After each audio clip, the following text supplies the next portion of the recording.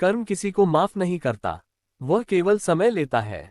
किसी के पाप को छिपा कर रखा जाए तो वह कभी मरता नहीं, वह इंतजार करता है, और जब समय आता है वह पूरी शक्ति से लौटता है। कभी कभी पुनर्जन्म मृत्यु से भी भयानक होता है, क्योंकि उसमें आत्मा न्याय भी मांगती है और बदला भी। नमस्कार मित्रों, आज की कथा प्रेरणादायक होने वाली है, इसलिए कथा को अंत तक जरूर सुने। सूरज ढल चुका था, पीपल के पेड़ों की लंबी परछाया किशनपुर गांव की गलियों में धीरे धीरे फैल रही थी। हवा में धूप लोबान और मिट्टी की मिलीजुली महक तैर रही थी। मंदिर की घंटियां धीरे धीरे बज रही थी, लेकिन गांव के बीचों बीच एक हवेली थी जो अपने आप में एक पूरी दुनिया थी। वह थी विजय सिंह की हवेली। उस हवेली की ऊंची ऊंची दीवारें, लोहे के विशाल फाटक और हर कोने में चमकते दीपक विजय सिंह की शानो शौकत की गवाही देते थे। लोग उसे जमींदार साहब कहते थे, एक ऐसा आदमी जो हर पंचायत में सबसे आगे बैठता, गांव के मंदिर में सबसे बड़ा चढ़ावा देता और जिसे बड़े बड़े अफसर भी सलाम करते। पर विजय सिंह सिर्फ एक जमींदार नहीं था, वह एक छवि था, आदर्श, धर्मात्मा और न्यायप्रिय की मूर्ति। कम से कम बाहर से तो यही दिखता था। हर दीवार की दरार में एक कहानी होती है और हर चमकदार चेहरे के पीछे कुछ स्याही छुपी होती है। बीते वर्षों की परतें, साल 1986 की बात है। किसपुर का गांव तब इतना बड़ा नहीं था, पक्के मकान गिने चुने थे और विजय सिंह उस वक्त 30 के आसपास के थे। तेज नजर, भारी आवाज और एक खनकदार ठसक। उनका छोटा भाई गोपाल सिंह उनसे 4 साल छोटा था। शांत, सहनशील और धर्मप्रिय। दोनों भाइयों के स्वभाव एक दूसरे से बिल्कुल उल्टे थे, लेकिन बचपन में वे प्रेम से रहते थे। एक ही थाली में खाते, एक ही कुएं पर नहाते और रात में एक दूसरे को कहानियां सुनाते। लेकिन जैसे जैसे जवानी आई, जमीन जायदाद के मुद्दे उनके बीच दीवार बनते गए। जमीन का विवाद, बाप दादा की 40 बीघा जमीन दोनों भाइयों के नाम थी। विजय सिंह जमीन पर खेती की बजाय सत्ता और पैसे का खेल खेलना चाहता था, जबकि गोपाल सिंह चाहता था कि जमीन में मेहनत की जाए, गांव के लोगों को रोजगार मिले। एक दिन गोपाल ने पंचायत में जोर देकर कहा, जमीन हमारी है, पर उसका फायदा पूरे गांव को मिलना चाहिए। विजय भैया केवल हवेली और रसूख में उलझे हुए हैं। इस बात ने विजय के अहंकार को जला दिया। विश्वासघात की पहली चाल, विजय सिंह ने गांव के पटवारी और 2 गवाहों को रिश्वत देकर जमीन के नक्शे में फेरबदल करवाया। गोपाल की हिस्सेदारी घटा दी गई। जब गोपाल को इसका पता चला, उसने भाई से बात करनी चाहिए। भैया, आप तो जानते हैं, बाबूजी ने मुझे दक्षिण वाली जमीन दी थी, अब वो नक्शे से ही गायब है। विजय सिंह का स्वर ठंडा था, सारे कागज कानूनी है। गोपाल, जो तुम्हें दिया गया था वही मिलेगा। साजिश की रात गोपाल हार मानने वाला नहीं था। वह अगले दिन जिला कोर्ट जाने की तैयारी कर रहा था, पर उस रात गांव से 2 कोस दूर एक वीरान कुएं के पास गोपाल की साइकिल टूटी हुई मिली। पास ही खून के धब्बे थे, लेकिन ना कोई लाश, ना कोई गवाह। गांव में अफवाह फैल गई कि गोपाल जंगल में जंगली जानवरों का शिकार हो गया। पुलिस आए, लेकिन विजय सिंह के रसूख ने मामला दबा दिया। विजय सिंह ने पंचायत में खड़े होकर आंखें नम करते हुए कहा, मेरा भाई चला गया, मेरा जीवन अब अधूरा हो गया। गांव वालों की आंखें भर आए, पर सरपंच ने धीरे से फुसफुसाया, जिसकी आंखों में आंसू नहीं थे। जब वह जमीन हड़प रहा था, आज इतनी आसानी से पिघल कैसे गया। अंतिम संस्कार बिना शव का। गोपाल की लाश कभी नहीं मिली, पर विजय ने गांव के मंदिर में उसकी आत्मा की शांति के लिए बड़ा यज्ञ करवाया। हजारों लोगों को भोजन कराया। हवेली में एक कोना गोपाल की स्मृति में बना दिया गया, पर वहां कभी दीपक नहीं जलता। सुषमा देवी ने एक बार पूछा भी, आपने तो कहा था गोपाल किसी काम से शहर गया है, अब कह रहे हैं कि वह मर गया, और बिना शव के अंतिम संस्कार। विजय सिंह चुप रहे, उनकी आंखें एक बिंदु पर टिकी रही। उस दिन पहली बार सुषमा ने उनके चेहरे पर पछतावे और डर की झलक एक साथ देखी। वर्तमान की हलचल, अब 20 साल बाद गोपाल का नाम हवेली में किसी को लेने की इजाजत नहीं थी, यहाँ तक कि उसका चित्र भी दीवार पर नहीं था। पर उस रात जब वह अजली तस्वीर तुलसी के नीचे मिली, जिस पर गोपाल सिंह नाम लिखा था, और हवेली के बाहर उस फकीर ने वह गीत गाया, विजय सिंह की आंखों के आगे अतीत की हर परत चीरकर खुलने लगी। अब वह समय आ चुका था जिस दिन से वह भाग रहा था। कर्म का लेखा जोखा अब सामने था। हवेली की दिनचर्या। हवेली में सुबह सूरज से पहले उठकर नौकर चाकर पूजा की तैयारी करते। विजय सिंह की पत्नी सुषमा देवी हर सुबह तुलसी चौरा में दीप जलाती। विजय का बेटा चंदन दिन भर शहर के कॉलेज में पढ़ाई करता, पर अब पढ़ाई से ज्यादा महंगी गाड़ियों और दोस्तों में दिलचस्पी लेने लगा था। पिताजी जरा सोचिए, अब जमाना बदल गया है। अब रिवाल्वर नहीं रुतबा चलता है। विजय सिंह चंदन की इन बातों को नजरअंदाज करते हुए केवल इतना कहते, रुतबा चरित्र से आता है बेटा, डर से नहीं। गांव वालों की श्रद्धा। गांव में कोई झगड़ा होता तो विजय सिंह की चौपाल में ही फैसला होता। कोई विधवा परेशान होती तो विजय सिंह उसे राशन भेजते। हर साल दशहरे में पूरे गांव को भोज दिया जाता, जिसमें हजारों लोग जुटते। लेकिन एक बात गांव के बड़े बुजुर्ग अक्सर धीमे स्वर में कहते थे, विजय सिंह भले आदमी है, पर उनका अतीत कुछ तो है जो वह छिपाते हैं। गोपाल बाबू याद है ना, वह अचानक कैसे गायब हो गए थे और फिर खबर आई थी उनकी मौत की, पर शव तो किसी ने देखा नहीं। रात के रहस्य। हवेली की दीवारें कुछ कहती थी। कभी कभी रात को बरामदे में रखा दीपक बिना हवा के बुझ जाता। नौकर बताते थे कि कभी कभी कोई परछाई सीढ़ियों पर चलती दिखती थी, पर जब देखा जाता वहां कुछ भी नहीं होता। विजय सिंह की आंखों में दिन प्रतिदिन बेचैनी बढ़ती जा रही थी। रात को वे अक्सर सोते सोते चौंक कर उठ जाते और कुछ बड़बड़ाने लगते, माफ कर दे गोपाल, मुझे मजबूरी थी। सुषमा देवी जब पूछती किससे बात कर रहे थे आप, तो विजय सिंह चुप्पी सांस लेते, सिर झुकाकर बस एक लंबी सांस भरते। अंत की हल्की आहट। उस रात जब पूरा गांव नींद में डूबा था, हवेली के बाहर एक बूढ़ा साधु आया। उसने द्वार पर बैठकर एक रहस्यमय गीत गाया, जिनका हक तूने छीना उनकी छाया आएगी, कर्म के गहरे कुएं से तेरी आत्मा गिरेगी। और फिर वह अंधेरे में गायब हो गया। अगली सुबह हवेली के बाहर तुलसी के नीचे एक अजली तस्वीर मिली। उस पर नाम लिखा था गोपाल सिंह। हवेली का वारिस चंदन विजय सिंह का इकलौता बेटा था। देखने में स्मार्ट, शहर में पढ़ा लिखा, अंग्रेजी में धारा प्रवाह और गांव के नौजवानों के लिए रोल मॉडल। लेकिन उसकी आंखों में एक अजीब सी बेचैनी थी, जो अक्सर शीशे के सामने खुद से बात करते वक्त छलक पड़ती। मैं विजय सिंह का वारिस हूँ, कोई मुझसे सवाल नहीं कर सकता। वह एक ऐसी पीढ़ी का प्रतिनिधि था जो धन और दबदबे को सच्चाई से ऊपर मानती थी। पहली दरार कॉलेज से लौटते हुए चंदन की नजर अक्सर गांव की एक गरीब लड़की पुष्पा पर पड़ती। वह शालीन थी, सुंदर थी, पर गरीबी में पली थी। चंदन का व्यवहार शुरू में मित्रवत था, पर धीरे धीरे उसमें मालिकाना हक की बू आने लगी। तू जानती है ना, तू किससे बात कर रही है? एक दिन पुष्पा के इनकार पर चंदन ने चीखते हुए कहा।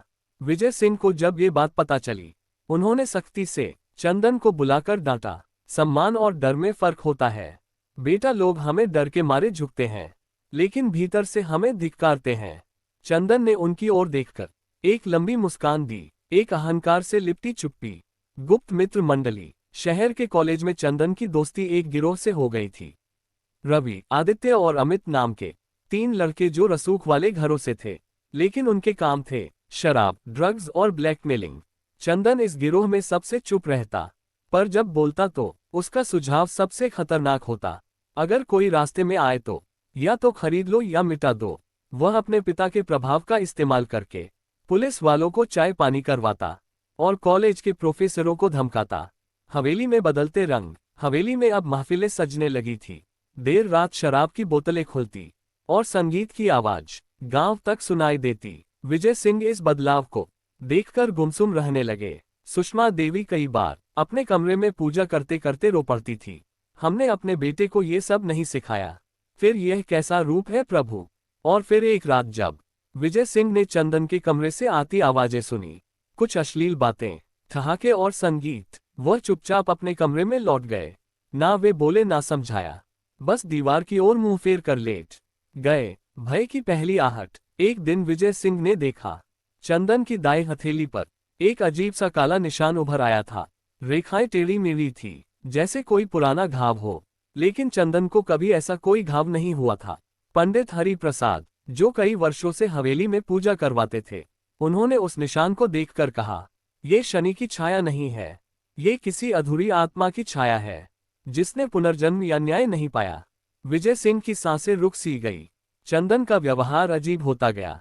वह अक्सर देर रात अपने कमरे में अकेले बात करता, कई बार दीवारों को घूरते हुए कहता, तू फिर से आ गया।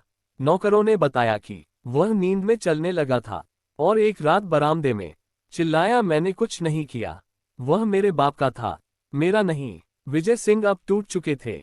एक तरफ उनका बेटा अंधेरे में डूब रहा था और दूसरी तरफ उन्हें अपना अतीत हर रात याद दिलाता था। गोपाल, खून कुआं और वह चीख, पाप की विरासत जो कर्म तूने किया था, अब उसका फल तेरे बेटे की रगों में उतर चुका है।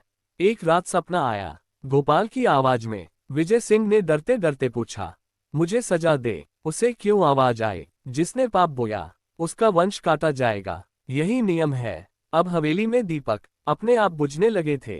तुलसी चौरा पर जलता दिया हर सुबह उल्टा मिलता और चंदन की आंखों में अब खालीपन था, जैसे कोई उसके भीतर से उसे निगल रहा हो। वह कई बार अकेले में गाता वही गीत जो उस साधु महात्मा ने सुनाया था, जिनका हक छीना गया है। उनकी छाया आएगी जब आत्मा के घाव पुराने हो जाएं, तब वे किसी ना किसी माध्यम से बाहर आना शुरू करते हैं। फिर चाहे वह माध्यम सपना हो, कोई वस्तु हो या कोई मनुष्य। पूर्णिमा की रात, गांव में शरद पूर्णिमा का पर्व था। मंदिर में कीर्तन हो रहे थे, महिलाएं रात भर जागरण में शामिल थी। पूरा गांव रोशनी से जगमगा रहा था, लेकिन हवेली अंधेरे में डूबी थी। विजय सिंह ने इस बार कोई दीप जलवाया नहीं। चंदन भी अपने कमरे से बाहर नहीं निकला। हवेली की रसोई में सिर्फ 2 दीपक जल रहे थे, वह भी एक कोने में कांपते हुए। सुषमा देवी ने तुलसी के पास दीप जलाते हुए धीरे से कहा, ये घर पहले कभी ऐसा सुना नहीं हुआ। शरद की रात तो हमें आनंद देती थी, अब डर देती है। फटी तस्वीर। अगली सुबह सुषमा देवी ने पूजा के कमरे में जो देखा, वह विचलित करने वाला था। गोपाल सिंह की एक पुरानी तस्वीर, जो हवेली की एक संदूक में वर्षों से बंद थी। वह तस्वीर फटी हुई हालत में पूजा स्थल के बीच रखी थी। उसकी आंखों पर खून के निशान जैसे कुछ लगे थे। जब सुषमा ने विजय सिंह को यह दिखाया, तो उनके हाथ से तस्वीर गिर गई। उनके चेहरे का रंग उड़ गया। ये तस्वीर यहाँ कैसे आए? ये तो मैंने वह वाक्य पूरा भी ना कर पाए। चंदन की मानसिक स्थिति। चंदन अब दिनों दिन असामान्य होता जा रहा था। वह ना ठीक से खाता ना सोता। उसकी आंखें हर समय लाल रहती, जैसे रात भर जागा हो या किसी डर से रोया हो। एक रात उसने बरामदे में खड़े होकर जोर से चिल्लाया, क्या चाहिए तुझे? मैंने तेरा क्या बिगाड़ा है? जब सुषमा देवी भागकर बाहर आए, उन्होंने देखा चंदन दीवार से अपना सर टकरा रहा था। पास में जमीन पर खून था। पुरानी डायरी। उसी रात विजय सिंह ने हवेली की पुरानी संदूक से एक चमड़े की डायरी निकाली। ये गोपाल की थी, जो उसने अपने युवावस्था में लिखा करता था। डायरी के अंतिम पन्ने पर लिखा था, अगर मैं कभी गायब हो जाऊं तो समझ लेना मेरी आत्मा न्याय मांगेगी। मैं लौटूंगा। मेरे हिस्से का सच मिटाया नहीं जा सकता। विजय सिंह के हाथ कांपने लगे। उन्होंने वह पन्ना फाड़कर जलाने की कोशिश की, लेकिन आग उस पर नहीं लगी।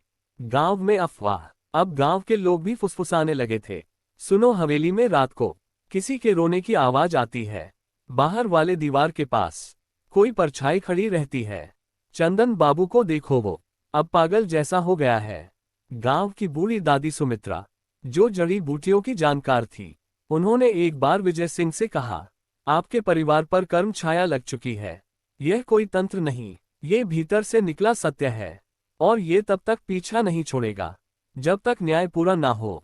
पहला प्रत्यक्ष संकेत। एक रात हवेली की घंटी अपने आप बज उठी। 3 बार। यह वही घंटी थी जो किसी के आने पर बजती थी, लेकिन दरवाजा बंद था। नौकर रामू, जो 15 वर्षों से हवेली में था, दरवाजा खोलने गया, पर बाहर कोई नहीं था। उसने दरवाजे के नीचे देखा, वहां एक पुराना पन्ना पड़ा था, धूल और खून से सना। पन्ने पर लिखा था, जिसका अधिकार छीना गया अब वही वारिस बनेगा। जो पाप तूने छुपाया वही अब उजाले में आएगा। विजय सिंह को जब वह पन्ना दिखाया गया, तो उनके पैरों तले जमीन खिसक गई। चंदन का पहला डरावना सपना। रात के तीसरे पहर चंदन अचानक चिल्लाते हुए उठा। उसने सपने में देखा, वह एक पुराने कुएं के पास खड़ा है। सामने गोपाल खून से सना हुआ खड़ा है, और फिर वह कहता है, तेरे बाप ने मुझे धोखा दिया, अब मैं तुझे ले जाऊंगा। चंदन ने अपने गले में हाथ डाला। वहां लाल निशान उभर आया था, जैसे किसी ने गला दबाया हो। कहानी का अंत अब हवेली सिर्फ एक इमारत नहीं रही थी, वह एक कर्म की कब्रगाह बन चुकी थी, जहां हर ईंट, हर दीवार और हर सन्नाटा चीख चीख कर कह रहा था, कर्म कभी किसी को माफ नहीं करता।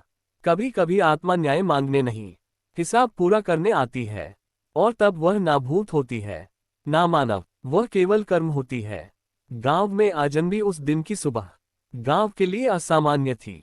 बाजार की दुकानें खुलने ही वाली थी, तभी चौपाल के पास एक लंबी छाया आकर रुकी। लंबा कद, खादी का कुर्ता, कंधे पर झोला, माथे पर तिलक और आंखों में अनकही पीड़ा। ये कौन है? नया मास्टर जी लगता है। शायद नहीं रे, तूने उसकी चाल देखी, जैसे वह किसी को खोज रहा हो। वह आदमी सीधे मंदिर की सीढ़ियों पर पहुंचा, घंटा बजाया और पुजारी से बोला, गोपाल नाम है मेरा। पुजारी से कपकाया। उसने ध्यान से चेहरा देखा, माथा ठनका। कौन? गोपाल, जिसे मरा हुआ मान लिया गया, जो अभी मरा नहीं है। हवेली में घबराहट। उसी दोपहर एक नौकर दौड़ता हुआ हवेली पहुंचा। बाबूजी, हवेली से 2 कोस दूर मंदिर पर कोई अजनबी आया है और कहता है वो गोपाल है। विजय सिंह के हाथ से गिलास छूट गया। सुषमा देवी, जो तुलसी को जल दे रही थी, वहीं बेहोशी सी बैठ गई। चंदन ने पिता की ओर देखा। पिताजी, यह कौन गोपाल है? ये नाम मेरे सपनों में भी आता है। अब कोई जिंदा क्यों दावा कर रहा है? विजय सिंह की आंखों में आंसू थे, पर होठों पर ताले। शायद कर्म अब दरवाजे तक आ गया है। अतीत की सच्चाई, अब हमें पीछे लौटना होगा। 1986 की रात में गोपाल को विजय सिंह ने कुएं के पास बुलाया था। बहस हुई थी, धक्का मुक्की हुई थी और विजय सिंह ने उसे धक्का दे दिया था। गोपाल नीचे गिरा, सिर फट गया, खून बहा, लेकिन मर नहीं पाया। कुछ ग्वाले आ रहे थे। विजय सिंह डर गया और भाग गया। गोपाल वहीं बेहोश पड़ा रहा। उसे ग्वाले उठाकर पास के संत आश्रम ले गए। वह महीनों कोमा में रहा, याददाश्त खो गई। जब होश आया, उसने अपना नाम तक भूल चुका था। आश्रम में उसका नाम रखा गया किशन। लेकिन जैसे जैसे साल बीते, हर शरद पूर्णिमा के दिन उसकी आत्मा बेचैन हो जाती। कुछ आवाजें, कुछ दृश्य, और पिछले साल अचानक यादें लौट आए। मैं गोपाल सिंह हूँ, मेरे साथ विश्वासघात हुआ था और अब मैं अपने हिस्से का सच लेने आया हूँ। मंदिर में आमना सामना। शाम को विजय सिंह अकेले मंदिर पहुंचे। वहां वहीं खड़ा था, अब बूढ़ा झुर्रियों से भरा, लेकिन आंखें वैसी ही साफ। कुछ देर दोनों चुप। फिर गोपाल ने कहा, कितनी अच्छी जमीन थी ना भैया, याद है? बाबूजी ने कहा था, जो बांटेगा वही पाएगा। आपने वह बाटी नहीं छीन ली। विजय सिंह घुटनों पर बैठ गए, आंखों से आंसू बह निकले। मैंने पाप किया था गोपाल, हर रात तेरा खून मेरी हथेली से नहीं हटता। मैं माफी नहीं मांगता, सिर्फ चाहता हूं कि तू मुझे देखे, एक बार भाई समझकर। गोपाल चुपचाप उनके पास गया, उनके सिर पर हाथ रखा। माफ नहीं कर रहा भैया, पर तुम्हें जीते जी तुम्हारा फल देखना है। विवेक की घबराहट। उसी रात हवेली में कुछ टूटा। चंदन अपने कमरे में अकेला था। अचानक दरवाजा खुला, एक परछाई अंदर आई। चंदन ने डर कर कहा, कौन है? परछाई बोली, जिसका हक तूने नहीं छीना, लेकिन तू उसका वारिस है, इसलिए तुझे उसकी आग झेलनी होगी। चंदन चिखा, प्लीज मुझे छोड़ दो, मैंने कुछ नहीं किया। गोपाल की आवाज हवा में गूंज रही थी, पर तेरे खून में वही कर्म है जो तेरे पिता के थे। अब तू भाग नहीं सकता। अब गांव को मालूम हो गया कि गोपाल सिंह जिंदा है, लेकिन सवाल यह नहीं कि वह कहाँ था, सवाल यह है कि वह अब क्या करने वाला है। हवेली का अंतिम पर्व। गोपाल के लौटने के बाद हवेली में पहली बार पूरी तरह सन्नाटा था। चंदन दिन प्रतिदिन मानसिक रूप से बिखरता गया, ना खाने का होश, ना बोलने का, ना पहनावे का। विजय सिंह ने एक निर्णय लिया, हवेली में एक विशेष यज्ञ रखा जाए, पाप की शुद्धि का यज्ञ, लेकिन ये सिर्फ नाम का नहीं, सत्य का यज्ञ होना चाहिए। उन्होंने पूरे गांव को बुलाया। मंदिर के सामने सभा हुई। विजय सिंह का सार्वजनिक स्वीकृति। विजय सिंह मंच पर आए, सफेद धोती कुर्ता, हाथ में जल, आंखों में पश्चाताप। आज मैं विजय सिंह पूरे गांव के सामने ये स्वीकार करता हूं कि मैंने अपने छोटे भाई गोपाल सिंह के साथ अन्याय किया। भीड़ में सनसनी फैल गई। वह जमीन जो उसके नाम थी, वह हवेली जो बाबूजी ने दोनों बेटों के लिए बनाई थी, मैंने उसे हथिया लिया और उस रात कुएं के पास मैंने उसे मारने की कोशिश की। लोगों की आंखें फटी की फटी रह गई। मुझे नहीं पता था कि मैं अपने बेटे को भी उसी अंधकार की ओर धकेल रहा हूं। लेकिन आज मैं गोपाल से, गांव से और ईश्वर से क्षमा नहीं, दंड मांगता हूं। गोपाल का निर्णय। गोपाल मंच पर आया। उसके हाथ में एक पुराना दस्तावेज था, वसीयत की असली प्रति, जो संत आश्रम में सुरक्षित थी। यह जमीन, ये हवेली हमारे पिता की थी। उन्होंने इसे हम दोनों के नाम की थी। लेकिन अब मुझे ना विरासत चाहिए, ना बदला। मैं केवल चाहता हूँ कि यह झूठ, ये पाप अब अगले किसी चंदन तक ना पहुँचे। उसने वसीयत सबके सामने फाड़ दी। अब ये हवेली गांव की पाठशाला बनेगी, ताकि आने वाली पीढ़ियां सच के साथ जिए, छल के नहीं। चंदन की मुक्ति। चंदन उसी सभा में बेहोश हो गया। उसे यज्ञ की अग्नि के पास लिटाया गया। गोपाल उसके पास गया, उसके माथे पर हाथ रखा। तू दोषी नहीं था, तेरे भीतर तेरे पिता का कर्म जल रहा था, अब वह बुझ गया है। चंदन ने पहली बार चैन की सांस ली, जैसे सालों बाद किसी अंधेरे से बाहर आया हो। सुषमा देवी की मुस्कान। पूरे जीवन भर जिसने अपने बेटे को, पति को और इस हवेली को टूटते देखा, वो माँ अब पहली बार तुलसी के सामने निर्भय दीपक जला रही थी। हवेली अब विद्यालय बन चुकी है। दीवारें रंगीन है, बच्चे हंसते गाते दौड़ते हैं। चंदन वही शिक्षक बन गया है।